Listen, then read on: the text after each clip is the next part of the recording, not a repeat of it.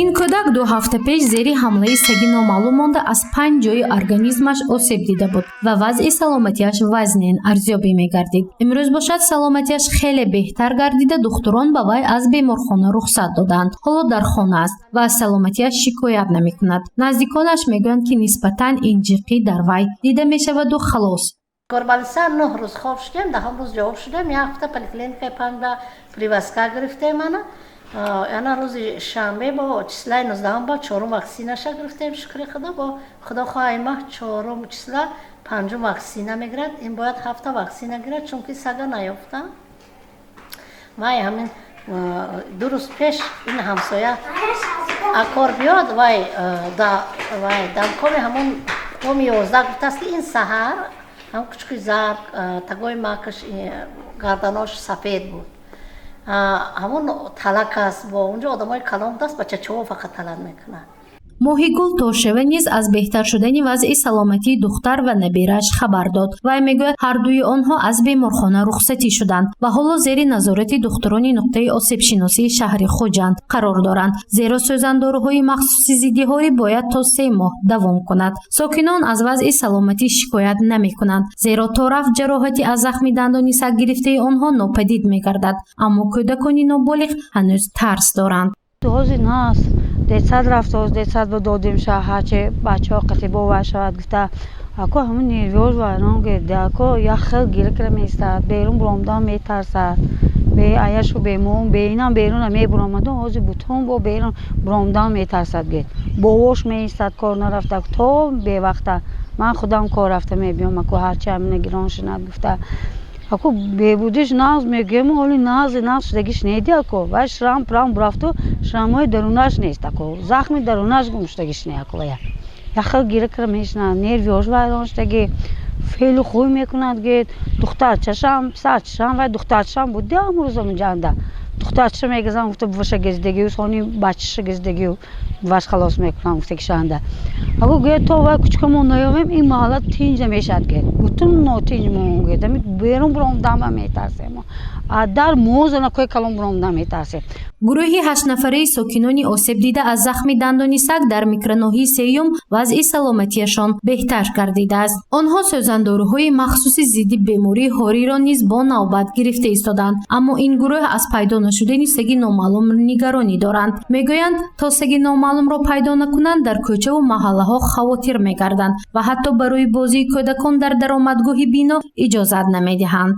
воли милисо омда парондан он авантиёро омда парондан ҳамон кучука мо наёфтосем на қабданба на парондама чокареги моро намедонем агар буҷетшон нарасад ё вай накунад ахотникҳое ҷилзанад ё ягон вай кунаду ҳаминҷа аку тоза карда аку бояд ҳамон кучука ёфтанд аку вай кучук бесои бошад буд ихеле намекард гет вай соҳибаш хачаби соҳибаш гӯяд ки мана манда буд ман камбизоят гуд ман пули ваятро додан наметавонам гуд майлаш ҳамон кучукаша гирад уда кунаду қапонда якҷо монад мо бинем вай кучук дуруст неми хотиромона ҷамъ карда шинемохи монад мо бутун нотинҷ гирдиктаиҷон бутун адар биромда метарзем бачаҳомона ҳамин 5 минут ҳаминҷа тоқам намемондем мо бутун ҳам ту пиштомона гардонда нигоҳ кардан метарсем гет ҳамаи талакара гаштааст ҳамаи вай кучук як пайдо мешад як гум мешад як пайдо мешад гум мешад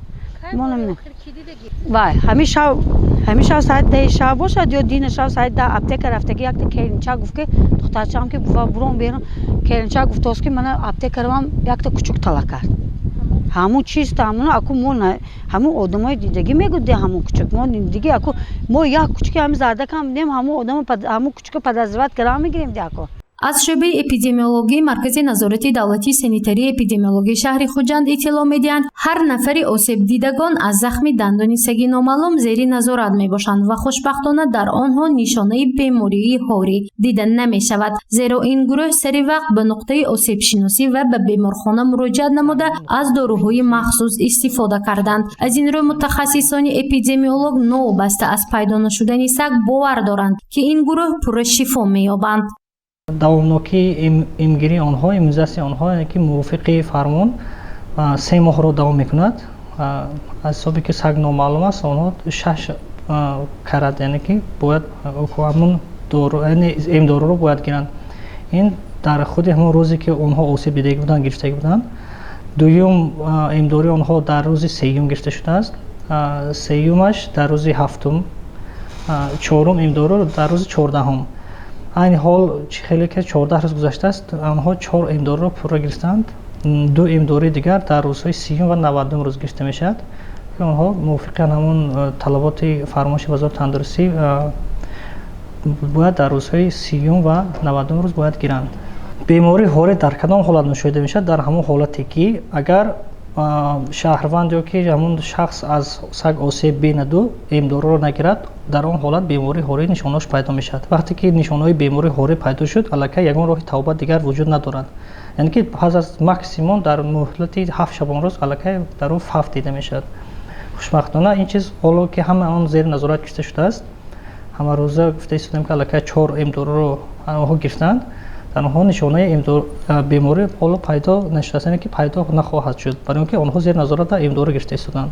баъди ҳодисаи осеб расонидани як саг ба 8 нафар бошандагони маҳаллаи сеюми шаҳри хуҷанд, масъулин бо ташкили гурӯҳи кории микроноҳии сеюмро рейд мекунанд. то имрӯз беш аз 90 сагҳои бесоҳиб маҳв ва безарар карда шуданд. аммо аз саги номаълум ки гӯё рангаш зарду болои сараш сафедча аст дарак нест. сокинон мегӯянд саги номаълум калон буд ва дар гарданаш гарданбанд мавҷуд буд. аз ин рӯ сокинон бовар доранд ки саг соҳиб дорад. ҳамаша омадем дидим, пурсидим, ким чиза медонад, ҳамаша фаҳмида, гуфтаҳо шумо ки кор карда достем, лекин ба ҳар ҳолам ин ягон натиҷа надодостам, сага ёфта натонистем. мумкин ба хиёлам сагро рӯз кардан аллакай. яхело ин достан ки саги зарди калай сафед, яхело корҳо идома дорад, кофткор рафта истодааст. корбарӣ карда истодем. дар шаҳри хуҷанд ҳодисаҳои осеббинӣ аз ҳайвонот зиёд шудааст. агар давоми 6 моҳи соли равон ҳодисаи осеби сокинон аз ҳайвонот 234 ададро ташкил диҳад, ин шумора ба ҳамин давраи соли 2020 199 адад буд. яъне соли равон 35 ҳолати ҳодисаи осеби сокинон аз ҳайвонот зиёд шудааст, ки сабаби онро эпидемиологҳо ба ҳамлаҳои саг дар микроноҳии 8 ва 3 шаҳр рабт медиҳанд. хушбахтона давоми 2 соли охир дар шаҳр бемории ҳорӣ ба қайд гирифта нашудааст, зеро сокинон баъди ҳамлаи ҳайвонҳои хонагӣ сари вақт аз иммунизатсия мегузаранд. агар нишонаи бемории ҳорӣ вобаста аст аз ҳамон ҷои осебрасидагии бемор, агар чӣ қадар ки ба системи мағзи асаб, системи мағзи сар наздик осеб расад, мисол қисми рӯй, қисми гардане ки дар онҷо осеб дида бошад, ҳамон қадар нишонаи тезтар пайдо мешавад. ин вобаста аст ҳамон ҷо, яъне ки мешавад аз 7 шабонарӯз то 1 сол ҳам давом мекунад. метавонад ки дар баъзи одамҳо то баъд аз 1 моҳи осебрасидагӣ пайдо шавад, дар баъзи одамҳо метавонад дар 6 моҳ ё 1 сол. чӣ қадар ки қисми пой агар осеб расида бошад, ҳамон вирус то мағзи сара дер мебурад, яъне ки муҳлати пайдошавии беморӣ давом мекунад, яъне ки дурудароз мешавад. аз ҳодисаи газидани саги номаълум дар микроноҳии 3 шаҳри хуҷанд 15 рӯз гузашт. вазъи саломатии осебдидагон беҳтар гардид. онҳо ҳанӯз гирифтани сӯзандоруро бар зидди бемории ҳорӣ идома дода истоданд, аммо саги номаълум ҳанӯз пайдо нагардидааст. мақомот барои ҷустуҷӯи он корҳоро ҷоннок карданд, вале натиҷа надорад. сабаби пайдо нашудани сагро дубора таҳқиқ хоҳем кард.